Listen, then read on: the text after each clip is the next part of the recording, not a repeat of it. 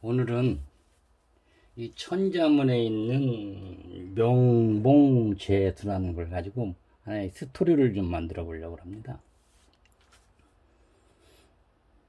이 봉이라는 이거 새는 사실 장자가 만들어놨는데, 근데 장자나 노자나 한결같이 그들은 주역을 인간의 길이라고 믿는 사람이 장자나 노자나. 그런데 장자는 이 봉이라는 대를 만들었는데 그 뭐라고 하냐면, 남쪽 바다에 곤이라는 물고기가 살았는데 그 길이가 며칠이나 되는지 모른다고 그랬대요. 그 곤이라는 고기. 근데 그 곤이라는 고기가 8월 음력으로 하는데요.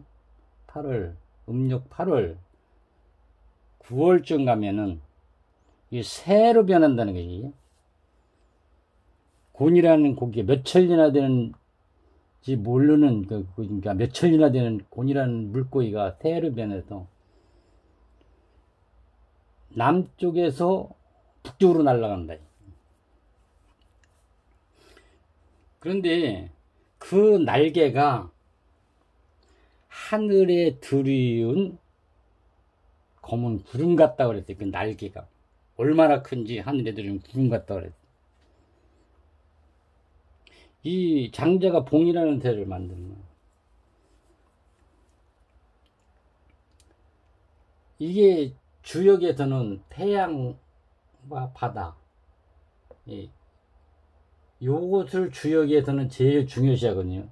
그거를 사물과 공간을 움직이는 건 태양과 바다다. 그 조르다노 브루노가 이 운동의 원리를 얘기를 했죠. 열기의 체대와 냉기의 체대가 동일하다. 그 동일한 게를 이 태양으로 본 거예요. 태양. 열기만 있는 게 아니라 최대의 냉기가 같이 존재한다는 거예요. 최대의 열기와 최대의 냉기가 같이 존재하고 있다. 그러면 또 반면에 열기의 채소와 냉기의 채소가 같이 동일하게 있다는 게 바다. 내가 주역의 원리에서 설명을 했는데, 이 채소는 우리가 겨울철 유리창에 결리현택이라도 물이 되는 거는 열기와 열기 채소, 냉기 채소가 그 접착된 부분에 이 산소를 만나서 물이 되는데, 그건 수소 둘에 산소 하나는, 이 수소가 둘이, 하나는 열기의 채소, 하나는 냉기의 채소라는 얘기예요. 그러니까 수소 둘에 산소 하나가 물이죠, 물. 이게 바다예요. 이게 채소예요, 이건 최대와 냉기 최대, 열기 최대 같이 동시에 있는 거, 이거 서로 운동을 한다, 이거죠. 서로. 이게 조르다노 브루노가 말하는 운동의 원리 이론이에요. 열기 최대, 냉기 최대 동일하게 있고, 여기는 또 바다는 채소와 채소가 같이 동일하게 있고. 여기 이게 서로 운동을 하는데 바닷물이 계속 수증기로 올라가죠. 이게 덮이면 계속 적도 부분에 상당히 올라가요. 근데 여기서 한 번씩 뭔 일이 일어나느냐, 태풍이라는 게 일어나죠. 태풍. 그리고 이 전자알갱이가, 이제 과학 부분인데, 전자알갱이는 항상 모여드는 거기가 있어요. 전자알갱이가. 이제 거기까지는 내가 과학까지는 내가 설명을 못할 거고, 거기서 전기까지도 이 태풍을 일으키면서 만드는데, 이 태풍을 장자는 물고기가 봉으로 변하는 거라고.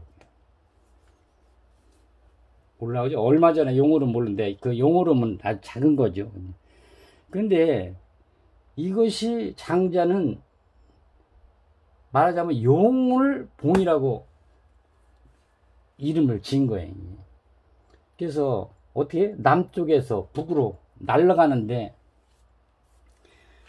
그 새가 얼마나 큰지, 하늘에 들이는 구름 같다니까 얼마나 크겠더니 상상을 못하지. 이 수증기가 하늘 올라가는데 태풍은 한 번에 어마어마한 수증기를 모아서 올라가는 거예요. 이게 올라가는 거죠. 올라가는 게 수증기가 바다가 뭐야 이거 열계 채소 이런 두 가지가 운동의 원리에 의해서 일어나는 일이죠. 전부 다. 근데 이게 비유를 한 거 이게 장자나 노자나 똑같이 주역을 인생의 길이라고 제일 아주 걸게 하는 사람들이니까 주역 찬양 걸게니까. 그래서 주역은 어떻게 돼요? 열과 냉기, 열과 냉기, 그러니까 최대와 최소가 운동에 올려서 사물과 공간이 움직인다는 거예요. 운동한다는 거예요. 이 주역이. 근데 이게 남쪽에서 이게 몇 천리나 되는 거 새가 날개가 큰 새가 하늘을 올라서 나는데 이 천장을 지은 사람이 왜 이렇게 지었냐면 몇 천리를 날아가는 이 봉이 앉을 나무가 없다는 얘기예요. 앉을 나무가.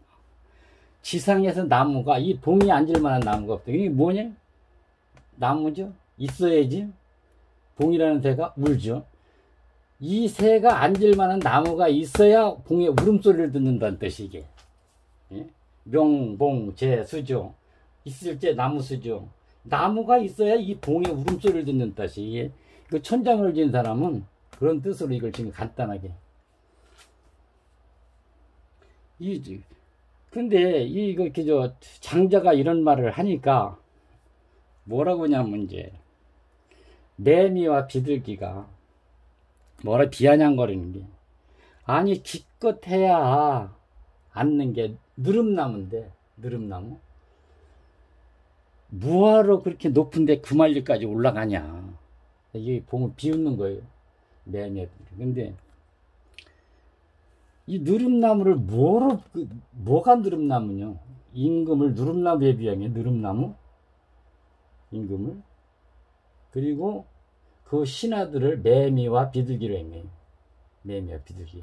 기껏해야 임금 밑에 가서 기대서 앉아 제잘거리고 살 건데 무엇 때문에 그 몇 마리나 날라서 올라가는 봉이 되느냐 이 말이에요. 이게.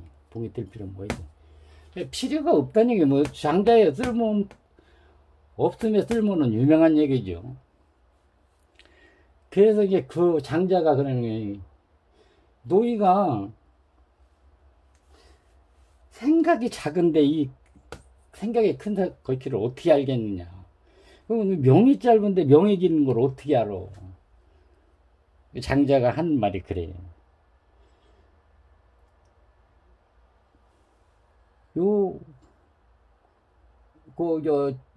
그 천자문에 이렇게 있죠, 이게. 이 뜻이. 이렇게 다 연결이 되는 하나의 스토리라고, 이게. 열과 냉기, 태양. 이 태양이 수중에 올라가는 거죠. 비가 돼서 내려와, 이게. 이게, 한 번에 이 봉이 올라가서 구름, 천지가 오면 뭐가 해야 돼? 막 바람하고 태풍이죠, 태풍. 나는 게. 그러니 몇 천리에 해당된다고 안 해, 이게 몇 천리. 나는 몇 마리를 날아오르고. 사람에 비해서 매미와 비둘기가 그러죠. 기껏해야, 누름나무인데, 누름나무 임금을 비유한 거예요. 임금. 그래서 그 장자의 얘기를 천자문으로 이렇게 표시를 한 거예요. 봉이 물음소리 울으려면 그만한 나무가 있다. 인재를, 특별한 인재를 임금이 채용을 하려면 임금 자체가 그만한 인물이 돼야 된다는 얘기예요, 이게. 그만큼 높은 사람 어떻게 누름나무가 이 봉을 갖다 앉힐 수가 있어요? 근데 이런 임금의 비유를 했다가 옛날에 황제나 왕시대에 이런 식으로 만약에 누군가 풀이를 했다면 어떻게 됐어요? 영무를 한다고 그러지? 영무 역적. 영무 역적. 어떻게 해요? 임금이. 이런 임금을 비하한 거는 으로 인재를 등용하려면 그만한, 인재가 되어야 된다, 임금이. 근데 어디 옛날 인재가, 임금이 그런 사람이 어디 있어요? 전부 어떻게든지 백성이 굶어주고 세금은 걷어야 돼야. 백성이 다 굶어져서 낮은 비우자도 세금 걷어야 지들 먹고 살 거 아니야. 사정 안 봐줘요. 그러니까 항상 많은 사람이 항상 있어야 돼. 왜냐면 없는 사람 굶어줘도 많은 사람한테 세금을 걷기 때문에 많은 땅과 많은 재물을 가진 사람들은 정부가 항상 보유하고 있어야 돼. 왜냐면 이 가난한 사람만 있으면 세금을 이 사람한테 더 뜯어올 게 없네. 이 사람한테 또 이게 둘을 대비시켜서 정치를 하는 거예요. 만약에 조선시대나 옛날에 이걸 갖다 천자물 갖다가 이런 나처럼 이런 식으로 그만한 임금이 있어야 그만한 인재를 등용을 할 수가 있다. 이런 식으로 만약에 해석을 했다면 어떻게 됐겠지? 아마 삼죽을 면해갖고 내가 지금 이런 말을 하지를 못하겠지. 할 수가 없지. 그러니까 명이 짧은 사람이 어떻게 명이 긴 사람을 이해를 하겠냐, 이거. 이 간문을 긴 사람은 명이 엄청 긴 사람을 생각해야 하는 거예요. 나중에는 이 뜻이 뭔지 알 것이다. 그러나 현재는 이 뜻 잘못 해석했다는 죽어.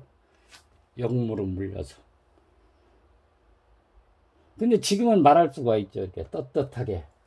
이 명봉제수란 그만한 인물이래야 그만한 인재를 등용을 할 수 있다. 그죠? 나무가 있어야 봉에 울음소리를 든다 이거죠. 그럼 맨 것이 임금한테 붙어서 아양 떨면서 간신도나 신하들은 뭐해? 기껏 올라갈 때 누름나무에 앉는다. 이 임금을 누름나무에 비교한 거예요. 자기들 거기 붙어서 먹고 사니까 내밀어 울고 비둘기는 앉아서 쩌절쩌절 대고. 그래서 요것을 내가 오늘 하나의 수트를 엮어봤더니 어떻게 빼먹은 게 없나 모르겠는데 항상 열기와 냉기 이거 최대 최소 이거 다 얘기를 이걸 가지고 하나의 수트를 만들어 봤습니다. 이 핸드폰이 점점 성능이 나빠져 갖고 이제 처음에 한 번에 한 40분을 했는데 이제는 10분 이상만 넘어도 이제 펄펄 나. 성능이 나빠졌는데 충전시킬 때도 열라고 이제 큰일 났더니 이제 핸드폰 바꿔야 되거든요. 쓰는 데까지 쓰고 동영상 녹화 못하면 이제 그만해야지 뭐 할 수 없어요. 오늘 이걸로 다 끝내겠어요.